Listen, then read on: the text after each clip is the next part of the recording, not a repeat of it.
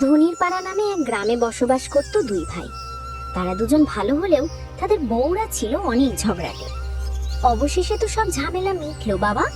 দীর্ঘ 3 মাস ধরেই ভাগাভাগির ব্যাপারটা নিয়ে যা টেনশন যাচ্ছিল, আর ভালো লাগছিল না। এখন মনে হচ্ছে যেন মাথার উপর থেকে একটা বিরাট বোঝা নেমে গেল। হ্যাঁ, ঠিকঠাক মতোই হলো, সেটাই আসল কথা। মোটামুটি সবাই যার যার প্রাপ্য অংশ বুঝে নিয়েছে, কারোর বিশেষ কোনো অভিযোগ নেই। সব কাগজপত্র তৈরি, কাল সকালেই তো সই করতে যাব।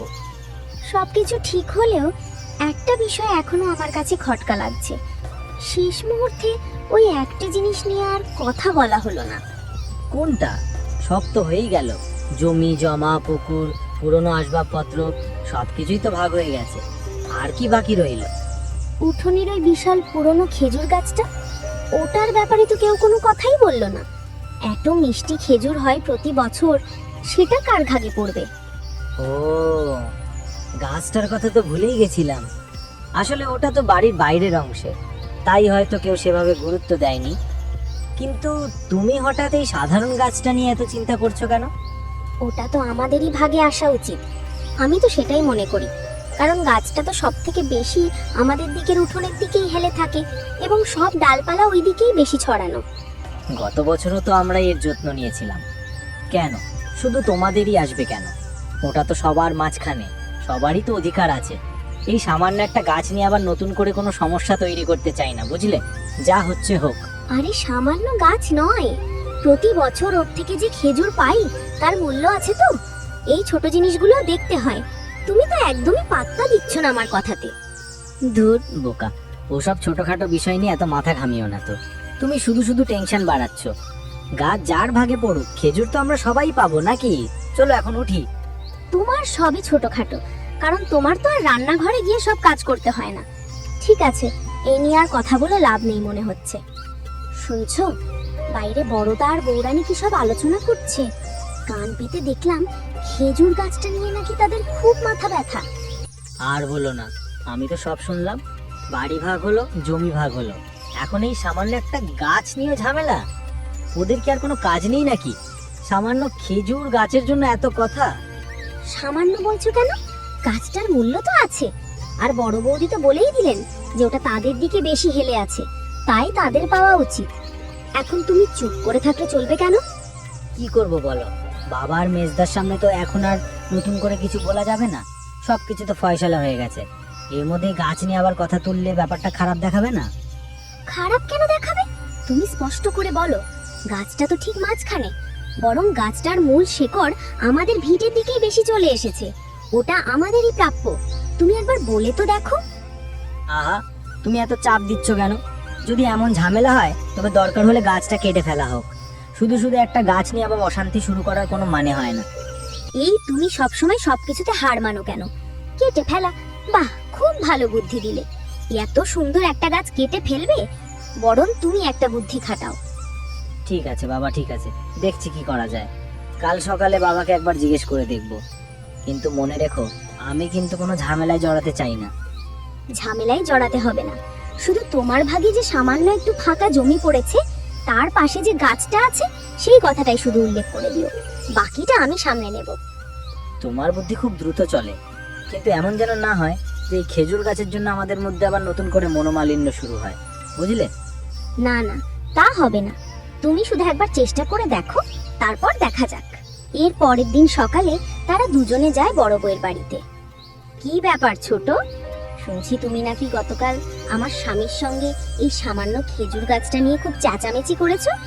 এত সাহস তোমার কোথা থেকে আসে রে? চেঁচামেচি আমি করিনি দিদি, আমি শুধু সত্যি কথাটা বলার চেষ্টা করছিলাম।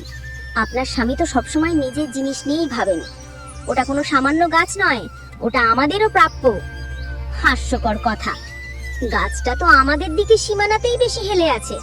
প্রতি বছর সব ভালো খেজুরগুলো আমাদের দিকের উঠোনেই পড়ে। তোমরা তো শুধু তাকিয়ে থাকো, গাছের পেছনে কোনো খাটাখাটনি তোমরা করো না। খাটাখাটনি? কি বলছেন এসব? গাছের গোড়ায় সার দেওয়া, মাটি পরিষ্কার রাখা, এসব কাজ আমরাই করি। আর গাছ হেলে থাকার অজুহাত দেবেন না। গাছের মূল শেকড় আমাদের জমির দিকে বেশি, সুতরাং মালিকানা আমাদের। শেকড় তো মাটির নিচে থাকে, ওটা দেখছে কে? ওসব বাজে যুক্তি দিয়ে আমাকে বোঝাতে এসো না। তোমাদের ভাগে সামান্য জমিতে কিছু জোটাতে পারোনি, তাই এখন চোখ পড়েছে এই ফলদায়ী গাছটার ওপর, তাই না? নিজেরা তো সব ভালো সম্পত্তি আর জমি দখল করে নিয়েছেন, এখন একটা খেজুর গাছের বেলাতেও লোভ ছাড়তে পারছেন না। আমরা লোভী নই দিদি, আমরা ন্যায্য ভাগ চাই। তোমার আর তোমার স্বামীর যা সাহস হয়েছে, মনে হচ্ছে তোমাদের সঙ্গে ভালো কথায় কোনো লাভ হবে না। তুমি কি ভাবছো চেঁচামেচি করে এই গাছ কেড়ে নেবে? ওসব অসম্ভব। কেড়ে নেব না, কিন্তু আপনাদের একারও হতে দেব না। আমি সাফ বলে দিচ্ছি, এই গাছ নিয়ে কোনো মিটমাট হবে না। দরকার হলে মোড়ল মশাইয়ের কাছে যাব, কিন্তু গাছ আপনাদের ভাগে পড়তে দেব না। ঠিক আছে, ভালো, দেখি তুমি কতদূর যেতে পারো। ঠিক আছে, কাল সকালেই তোমার স্বামীকে নিয়ে তৈরি থেকো। দেখাই যাক এই গাছটা শেষ পর্যন্ত কার ভাগে আসে। ঠিক আছে, কাল সকালেই দেখা হবে। এই গাছ যে আমাদেরই সেটা প্রমাণ করে ছাড়বো। আপনি আর আপনার স্বামী মিলে কোনো ষড়যন্ত্র করতে পারবেন না। এর পরের দিন বড় বউ ছোট বউ দুই ভাই মিলে যায় মোড়লের কাছেই বিচার নিয়ে। এসো এসো দুই ঘরের দুই বৌমা, তোমরা তো পরিবারের লক্ষ্মী, হঠাৎ এত সকালে কি মনে করে আমার কাছে আসা? প্রণাম হই মোড়ল মশাই, আমরা একটা গুরুতর সমস্যা নিয়ে আপনার কাছে এসেছি, যা আমরা নিজেরাই মিটিয়ে উঠতে পারিনি।